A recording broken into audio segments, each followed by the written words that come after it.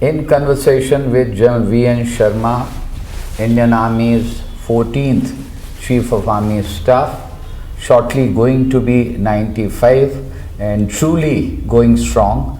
My question to you, sir, is that you've had occasion in your long career to meet the great scientist, the missile man, Dr. Abdul Kalam, later became President of India.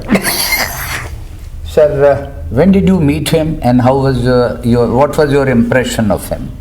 When I was a Major General in Military Operations Directorate, after finishing command of the 2nd Division, I wanted to check up on the Kenshin armor for tanks.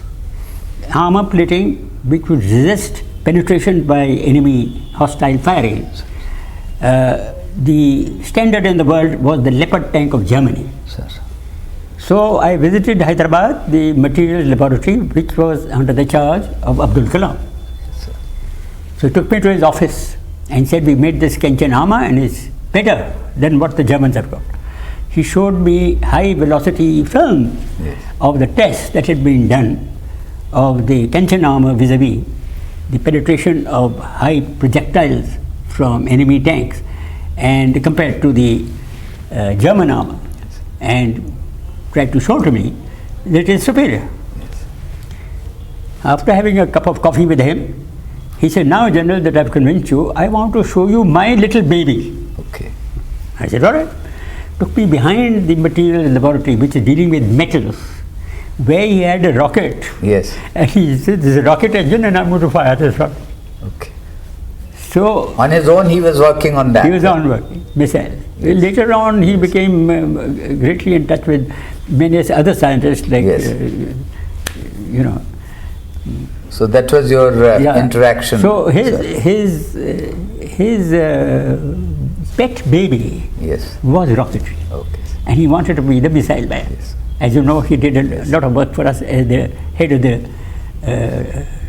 DRDO, this is the Defense Research and Development Organization. He was also present for the first nuclear test. We can talk about that later, but it was a remarkable piece of scientific discovery. Homi Bhabha, as you know, is the man who produced the atom bomb capability.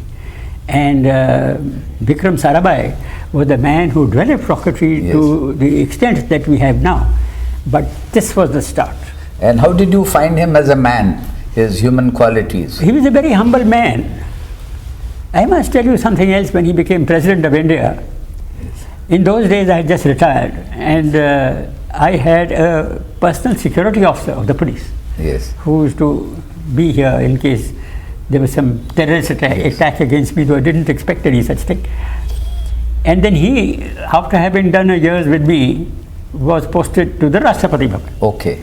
Now for one of these occasions of the Rashtrapati Bhavan, you know, on Republic Day, after the parade, you have a at home. I happened to go to Rashtrapati Bhavan with my wife. I was retired. And I met this personal security officer. I said, oh, hello, how are you doing here? He says, sir, I'm with the President. Okay. And it's a remarkable job. I said, why is it remarkable? He said, ये आदमी क्या है हमको समझ नहीं आती.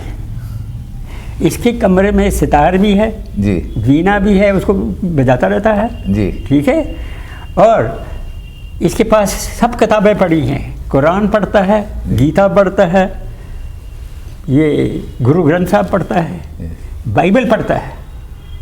ये क्या ईसाई है, क्या हिंदू है, क्या मुसलमान है, हम लोगों को कुछ नहीं पता, ये सब है.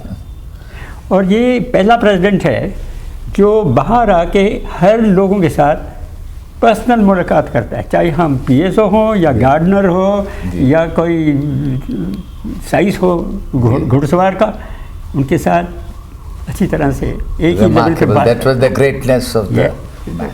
The humble man. Yes, very humble. Sir, when you were Chief of Army Staff, the Defense Secretary was Mr. T.N. Seshan.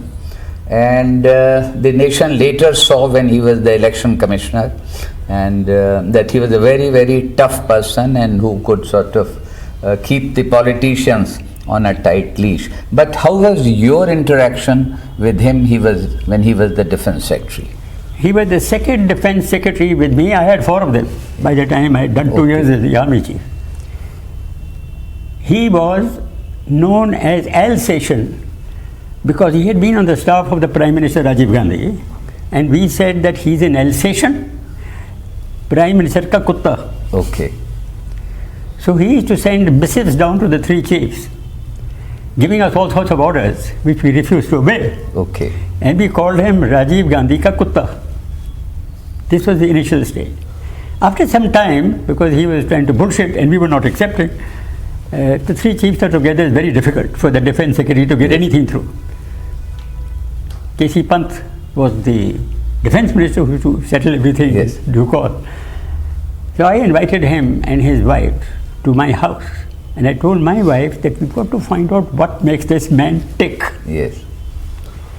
I found him a very fine South Indian high-class Brahmin, very strict with himself, very strict with his wife, very strict with everybody. But when I called him, since he'd never been invited to an army chief's house, he softened up. Okay. He wouldn't take any drink. He only had his nimbu pani. But I got to talking to his wife. They had no children. Okay. And he had been Chief Minister of Madras, Chennai now. He had done very well, and then he had come to Rajiv Gandhi's staff, and now he became defense secretary. So I came to know Mr. Seshan as a very stern, strict man with himself, besides with anybody else. He found what his duty was, and he insisted on carrying it out, whether anybody liked it or not. Yes. I immediately broke the ice with him, and we became friends. Okay. So for subsequent dealings in the Ministry of Defence, we were best of friends. When he became election commissioner, I had retired as the army chief, and he met me on a number of occasions where he was giving talks to people, and I was also invited. And he used to be very stern as the only election commissioner. We thought that he was loyal to Rajiv Gandhi. The point I want to make here is his loyalty was only to his job. And to this sort of chair of Prime Minister, not to the individual. That's right. Yes. And when he became Chief Election Commissioner, Rajiv Gandhi himself and later VP Singh became very upset because he would not listen to the Congress party. He did his own thing. He became a very stern election commissioner. To dilute his sternness, they appointed 2 more election commissioners. But he was the boss, and he controlled those 2 also. You see? As an election commissioner, he is the first man who put the Election Commission of India onto the correct path of running elections without any favor or support to the ruling party. Without any influence? No influence. That's a section. Yes. And we have to thank him as Indians for our election commission today, which is above all politics and only reports the Supreme Court of India. Yes. That is TNC. In the spirit of the Constitution. Yes. Thank you. Be with us. This conversation would continue.